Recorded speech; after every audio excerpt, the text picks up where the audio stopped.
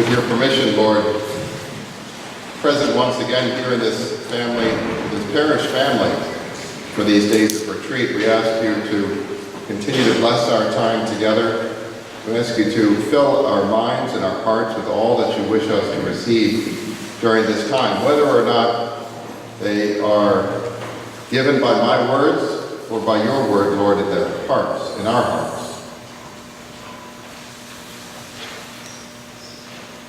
It's a great joy to be with you again this evening.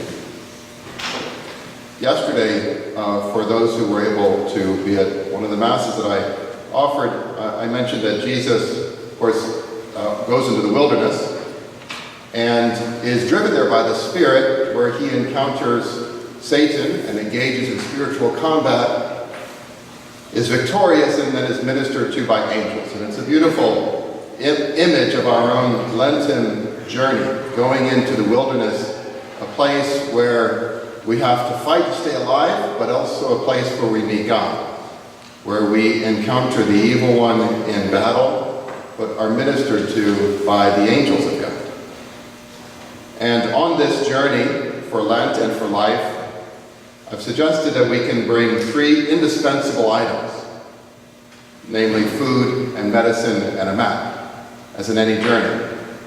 And yesterday we meditated and reflected for a bit upon the first of those, the food for the journey, the viaticum, literally, the bread of angels, in the most holy Eucharist. You know, in the seminary where I work, we're doing a book study, not a book study, but a book group, you call it, book discussion group. And we're using Lord of the Rings as this year, so we're reading the whole thing and getting together and speaking about it periodically. And so I've read it before, but reading it again, a few things struck me. And one of them, some of you may know the story, and at one point they have to bring this ring and destroy the ring. And they're given this bread.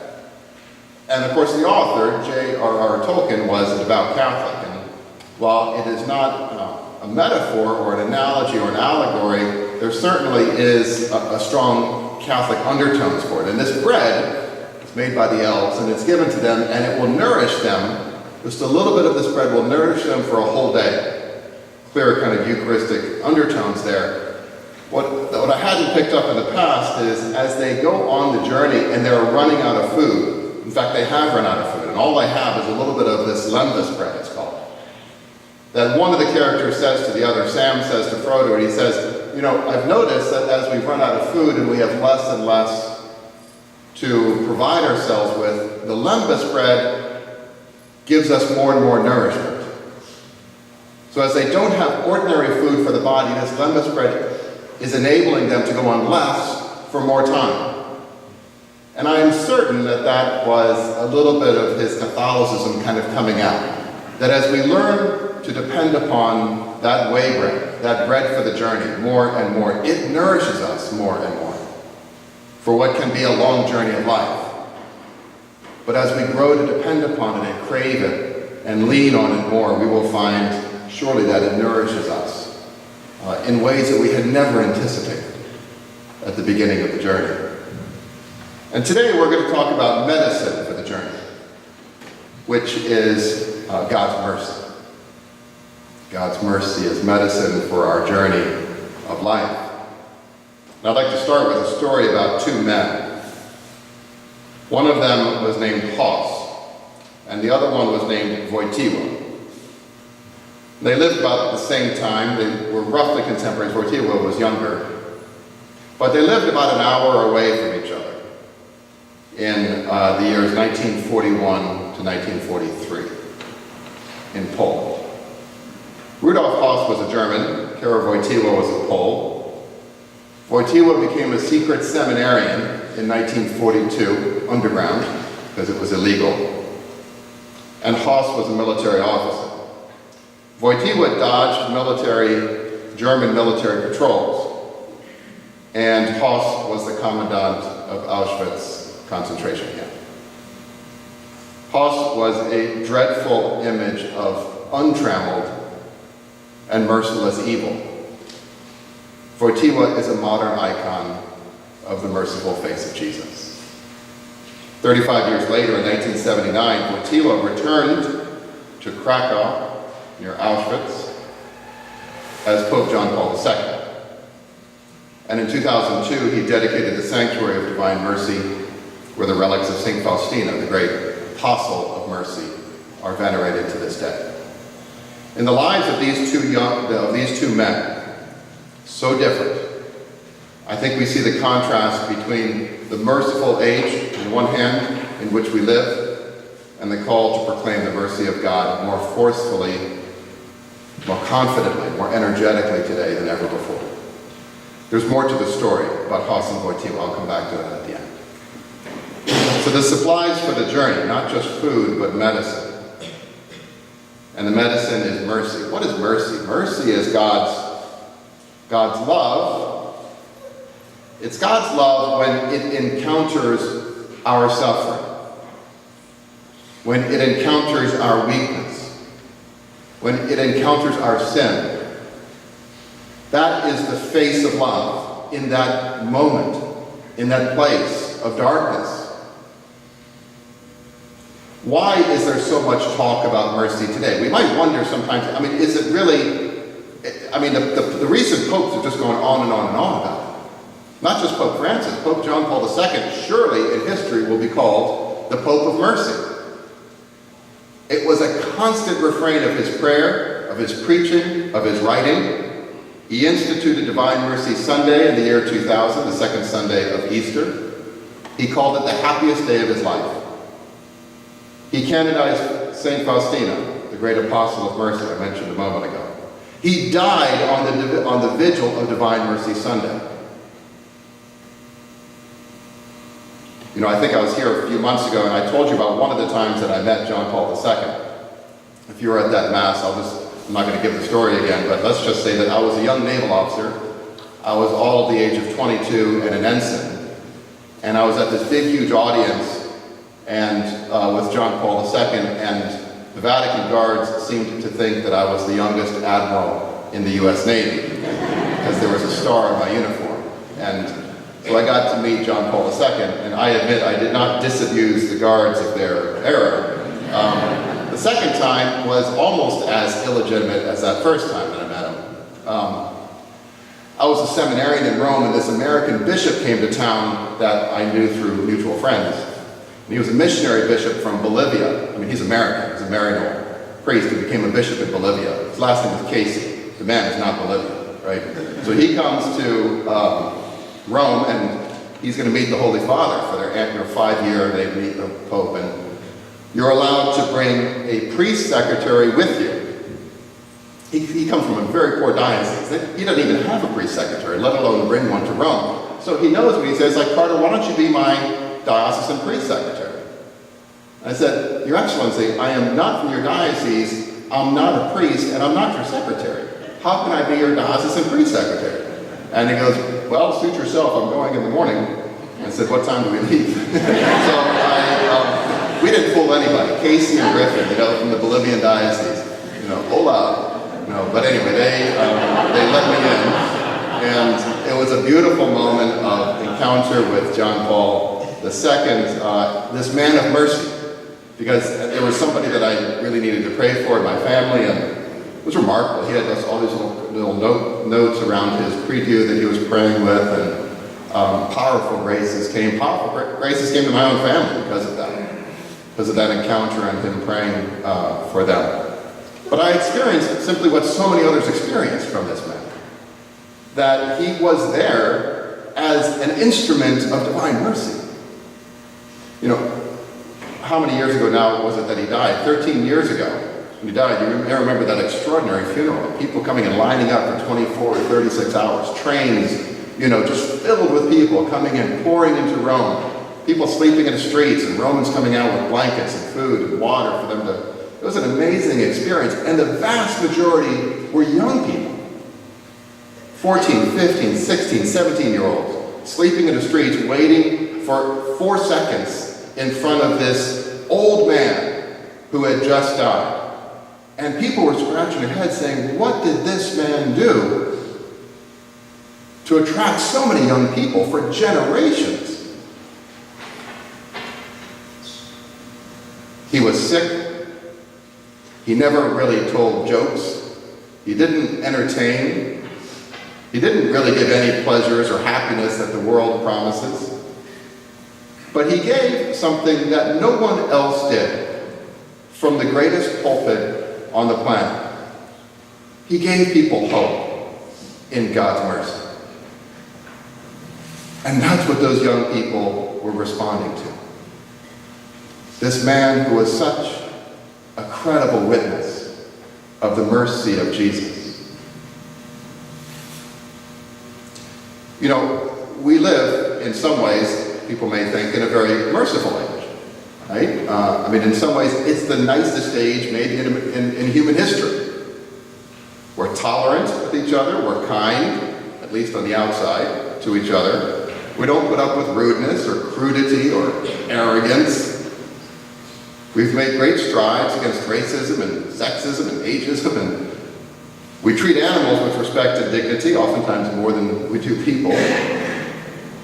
Mercy is part of any civilization or culture worthy of its name, and it's a fragile thing. So I don't want to mock these signs, these vestiges of mercy. It's one of the first things to go in a state of anarchy. And so we're grateful for those signs. But we must never let them obscure the fact that we live in one of the coldest and roughest and most merciless ages in history.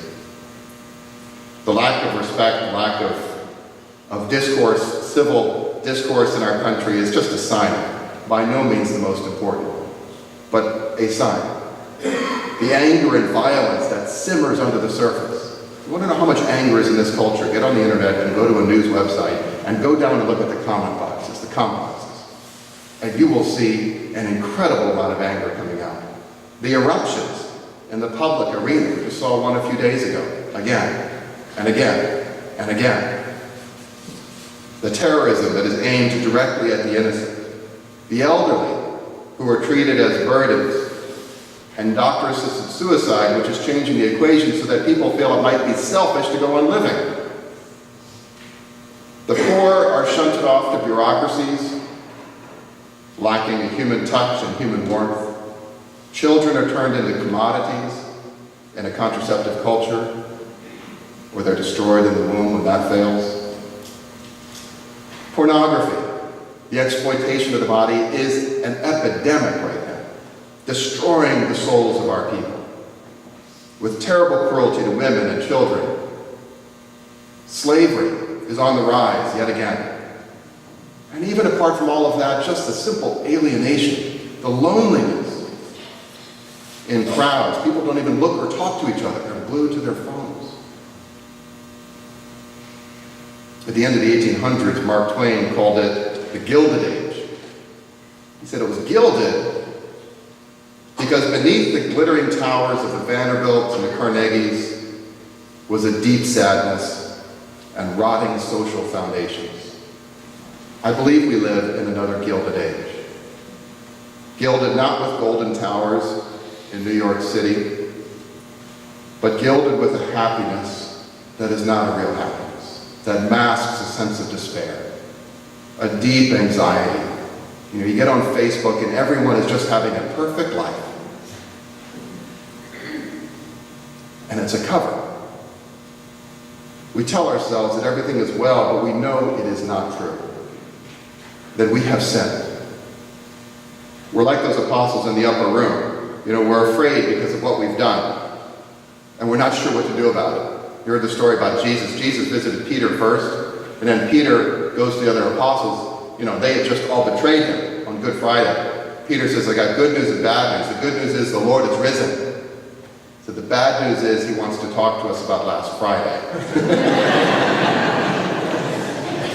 What an incredible need we have for God's mercy today. John Paul II said that Jesus is the incarnation of divine mercy. What an incredible expression. The incarnation of divine mercy. We want to know what mercy looks like, we have to go no further than right here. to look upon you, Lord, face to face, the incarnation of divine mercy.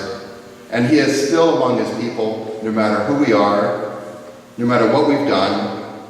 He is the face of mercy today, the tender, compassionate love of God the Father. Mercy, it's been said, is the only power in the world that can face evil and not flinch. There's a kind of extravagance in mercy, if you think about it. You know, it's something that is radical. It is undeserved. It is unmerited. And it is unconditional. It's the certitude that whatever happens, I am still loved. And that there's nothing I can do to earn that love. You parents, I have so much veneration for it, so much respect for it, because you understand perhaps better than anybody about our Father's mercy for us, you who have raised children. Yours is really the closest parallel there is on earth, because you too would do anything for your children. And there's nothing they can do to make you no longer love them. They may run away. They may even make it impossible to live in your home. But you will still love them. And this is why mercy is not just a question of kind of rules. You know, mercy is something that overextends beyond rules. It belongs in the living room, not in the courtroom. You know, the generosity of parents is sometimes very visible at Mass. And the mercy of parents is very visible at Mass. One time I was at Mass, it wasn't that long ago, and there was a little boy, he must have been, 4, something like that. He was, fussing around and everything like that, and everyone was kind of, noticing it. And so the dad picks up the boy, it must have been about 3, but puts one kind of on his shoulder, and he's like walking out the back. And the child, whose face is facing, the people, screams out, "Pray for me, pray for me."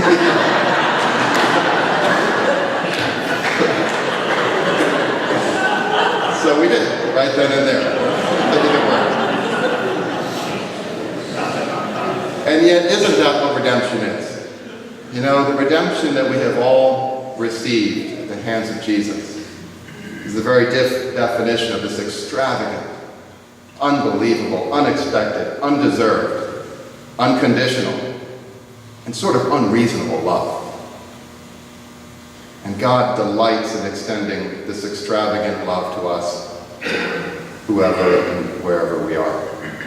There's this priest who works at the seminary where I am, Father Bob McCreary, this wonderful old Franciscan.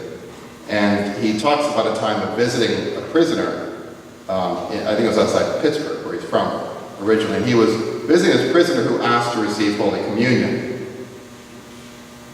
So he went to the prison, and the man was in solitary confinement. We call it the hole. So they bring Father McCreary down to the hole. And in this door, there's a tiny slit where he can receive his food and stuff like that. And so Father McCreary is speaking to him and says the prayers, and when it's time for him to receive Holy Communion, and the man's hands come out, and he receives Jesus on his hands. He receives him, he receives Holy Communion. And then Father McCreary says that there was this kind of long pause. And then he hears whispered coming through that little hole in the door. He says, "Father, can you imagine a God like ours coming to a guy like me in a place like this?" Father McCreary said, "I think for the first time I understood what Holy Communion is all about." Because that's what he does with every single one of us. He comes to a guy like me in a place like this. And yet, beautiful as it is, why, oh why, do we push mercy away? And yet we do.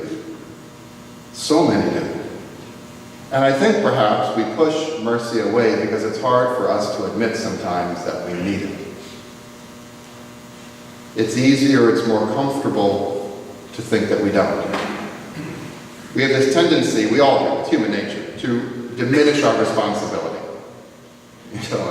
We learn that at a very young age, to minimize our guilt. the reality of sin. How many times I have heard a confession like this: Father, I'm sorry, forgive me for I have sinned. It's been 10 years since my last confession. I was impatient once and I kicked the dog once. It's like, in 10 years. That's incredible. Are you serious? I mean, and then, you try to engage him a little bit, maybe help him examine his conscience a little bit. He's like, Father, I'm a good person. I haven't killed anybody. I'm like, maybe we could raise the bar a little bit, beyond murder, It's just, but we've done this to ourselves for hundreds of years. We've tried to convince ourselves that sin doesn't exist. And that the problem are the feelings of guilt. And if we can just get rid of those feelings of guilt, then we will unleash torrents of joy onto humanity. Only it didn't. All it did is leave us in the same distress. The same failings are there, only this time, having denied sin, there's nowhere to go with it. There's no God to forgive us, or to strengthen us, or to free us, to pick us up again. The fact is that an army of therapists cannot teach us to absolve ourselves. Dietrich Bonhoeffer was the great Lutheran pastor who was imprisoned by the Nazis. And he had some wonderful things to say about this. He called it cheap grace. Cheap grace. He said, cheap grace is the deadly enemy of our church, he said. Cheap grace is the preaching of forgiveness without repentance. Grace without discipleship. Grace without the cross. And here's the thing. Cheap grace isn't grace. It doesn't do anything for us. And it certainly can't free us from sins, and it doesn't make us happy. Deep down, we all know that we need God's mercy and forgiveness. Deep down, we all know that we are part of what happened on the cross. We are all responsible for that by our sins. I've sometimes thought of trying to give a talk and starting out by saying, does anyone have a phone? Can you pick it up, dial 911, and tell them that somebody is speaking to you who has admitted to be complicit in the murder of a woman's only son, right? Because we are all complicit in that execution of Jesus. The scriptures tell us that the just man sins 7 times a day. That's the just man. And yet, on the other hand, I hope we've all experienced the joy of receiving that mercy. Pope Francis says that mercy is the best of cosmetics. You can see it on the face when somebody has received mercy. It is the ultimate recipe for joy. The joy that everyone desires, the joy that the world cannot give, no matter how hard it tries. And there is nothing that God delights in so much as giving us his paternal mercy. Jesus in the upper room wanted so badly for us to receive it that he gave it as a power to his apostles. He breathed on them and said, whose sins you retain, they are retained. Whose sins you forgive, they are forgiven. And we cannot underestimate the power of that beautiful sacrament. G.K. Chesterton was asked why he became Catholic, and he said, to have my sins forgiven. And it all begins with knowing that we need mercy, that we are sinners, and for being sorry for our sins. I'd like to talk for a second about how that sacrament can be a part of our lives, perhaps in a renewed way during Lent. It's a place where we can make all kinds of great resolutions. And the first one is to learn how to examine our conscience well. And to use an examination of conscience that is appropriate for where we are in our interior life. Put it this way, if you're using an examination of conscience and you get to the end and you believe that you are sinless, you might need to do examination of conscience. Something that will challenge us a little bit more, because none of us is. And the great saints have shown us over and over again that as they grew in the interior life, they got to see themselves more and more clearly. And they needed the grace of confession more and more regularly. And then when you have examined your conscience, then to go to confession, to go to the priest, and I encourage you to be just totally, absolutely, brutally honest. The temptation is to bend the truth, to brush it over, to say it but not quite say it. to kind of give him enough that he needs, in order to absolve us, but to go no further, rather than just kind of laying it all out there. The word sincerity, sinceritas, means without wax. Because in the ancient days, when a statue had blemishes, they used to put wax on it to cover up the blemishes. So sincerity means no wax. The blemishes are all out there, warts and all. To pour it out before the confessor, who has heard it all already anyway. And it's probably very similar to the last confession you gave too, by the way. And I once someone said, well, I don't want to confess my sins that much because it's like the same thing every single time. Well, of course it's the same thing every single time. You're the same person every single time. You don't have to be psychopathic to have a different confession every time. Radically different sins every single time. That's what we expect. That's what our confessions are like. Pretty much the same thing every single time. I know Father Larry's is. I can tell you that. And so sincerely just to lay it out. To show the doctor our wounds. When that wonderful, beautiful soul of a leper came to Jesus, and he said, "If you will it, Lord, you can make me clean." What a great image of confession. And a great response. I do will it. Be clean. Jesus was moved with pity, and he touched him. He touched him. And Jesus wants to reach out and touch us every single time we go to this beautiful sacrament, to allow ourselves to be vulnerable, to receive, to experience God's mercy, his forgiving touch, his compassion, his extravagant and unreasonable love for you.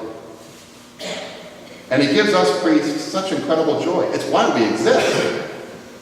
You are validating the meaning of our existence. One time I was here in confessions not too far from here at a parish, and at the end of, it was kind of one of these, like hour before Saturday Mass type time frames, and I sat there. I don't think many people had come in, but this one lady came in after confessing. I gave her penance, absolution, everything like that, and then it was all done. And before she left, there was kind of a silence, and I was kind of like, you can go now. But there was a silence, and thankfully, before I said that, you could have heard, almost through sobs. She said, to me, she said, "Thank you, Jesus." And then she got up and left. It was a great reminder for me that it wasn't me who forgave her sins. I have no power to do that. But Jesus does. And through me he can. And through me he does. And so we bring our wounds and we pour them out before the Lord. We receive his healing touch. And we have real sorrow for our sins. Another great place where we can make some good resolutions, to resolve not to commit those sins again, or any sins, to be ready to get back into the ring. To ask, what is Jesus asking of me in this confession? What are the resolutions that I need to make? What are those little attachments that are keeping me down? It doesn't take much. A little tiny thread will keep a bird from flying. And sometimes we have little threads in our life, that can keep us from flying. I heard once about a way of trapping monkeys. When they want to trap them but not kill them, they want to catch them. And so apparently what they would do is they have these little small cages like this, and it's kind of tied to the ground. And inside they'll put this big, beautiful, juicy grapefruit. and so the monkey would come up and put his hands through the bar and grab the grapefruit, and then he couldn't get out. Right? And so the hunter would come along, and you'd think that the monkey would drop the grapefruit and run, but he doesn't. He holds on to it. He clutches onto that thing as long as he possibly can. That is us, with our little attachments. We just hold on, no matter what. And the invitation of confession is to let it go, whatever that attachment is. And then finally, for a good place to make resolutions is in being ready to do it over and over and over again. To get back up, to begin again and again and again. You have such generous priests at this parish in their offering of the sacrament of confession. To take advantage of that. A saint is simply a sinner who keeps getting up. That's what a saint is. I can say it's become a convert, but Oscar Wilde used to say, he said, "The Catholic Church is for saints and sinners alone. For respectable people, the Anglican Church will do." For saints and sinners, that's us, getting up over and over again. We're like little children. They run around and then they fall down and kind of bounce right back up. They're like, we will wobble, whatever. They just kind of get right back up. That has to be us. We fall down, we get right back up. We need scrappers in the interior life. People are not afraid to get back up over and over and over again. And Lent is a beautiful time to make a confession, to make a resolution to go back to confession, to go more regularly, to go with more preparation, with more contrition, with more love, and with more resolution to change. When we receive mercy like this, and we become imbued with the joy of receiving God's mercy, because nothing will give us joy like that, then we will also be equipped to bring mercy into this poor world of ours that needs it so much. In our relationships with others, we'll bring kindness, we'll bring a courtesy, a gentleness, a compassion, a thoughtfulness. We'll see where people are hurting. We'll see it almost naturally, almost preternaturally. And we'll bring a balm of healing to them, of tenderness. In marriages, where the wounds can sometimes run very deep, there can be anger and grudges. Mercy, receiving mercy, will enable us to be men and women of forgiveness. Mercy will become evident in our relationships with our children, with our parents, with friends, with colleagues at work, with the person with whom we're tempted to be impatient, with those who disagree with us, with those who treat us badly, to be merciful to them as well. And when we gaze with wonder at the goodness of God, at the goodness of his mercy, then the hardness of this tough age of ours will melt like ice before a fire.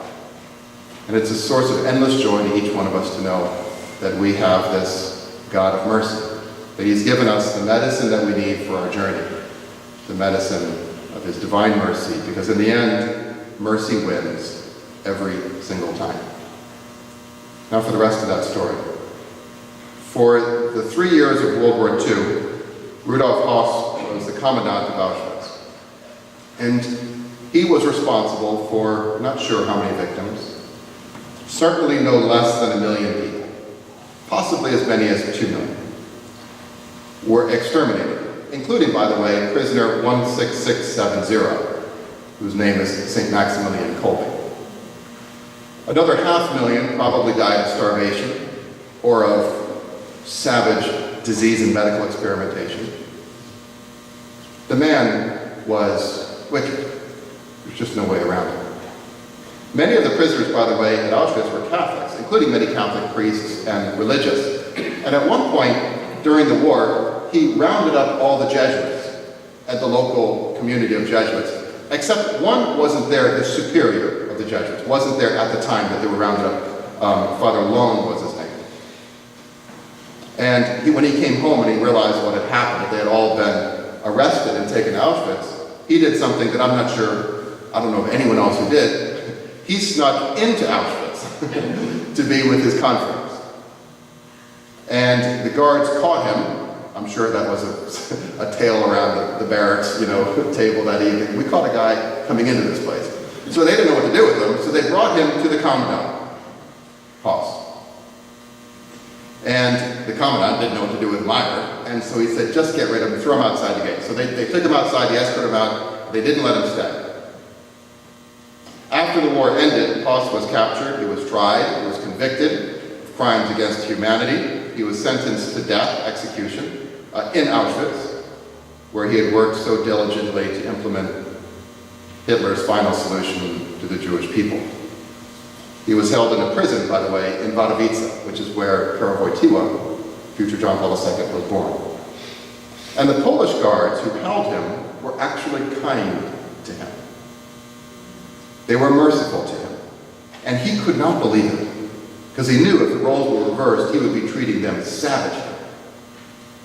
Now, he had been baptized Catholic. He left the faith at a very young age, joined the Hitler Youth and all the rest. But now, as he's nearing execution, he asked to see a priest.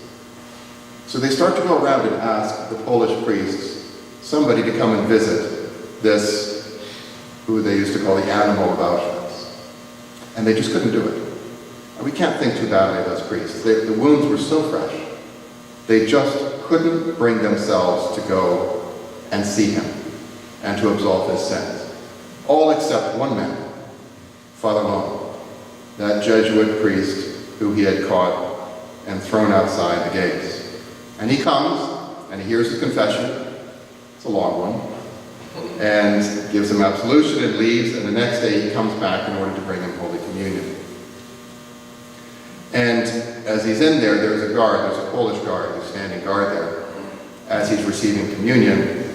And the guard said it was one of the most beautiful moments in his life, seeing this animal kneeling down with tears in his eyes, looking like a little boy receiving First Holy Communion, receiving Jesus into his heart. It's almost unimaginable mercy. And yet, for all of his crimes, we're not that different from Rudolf Hess. Every one of us is a sinner in need of God's forgiveness. Every one of us is in need of divine mercy. And I think in these two men, John Paul II and Rudolf Hess, perhaps maybe more than any other two men, we see so dramatically the great spiritual battle that lies just beneath the surface of this world. A battle in which each one of us is engaged, and a battle in which we know that in the end, mercy will ultimately triumph. Because the Lord of mercy, because you, Lord, have triumphed over sin and over death, and for that victory, may he be praised, adored, and glorified, now and unto the end of the age. Amen.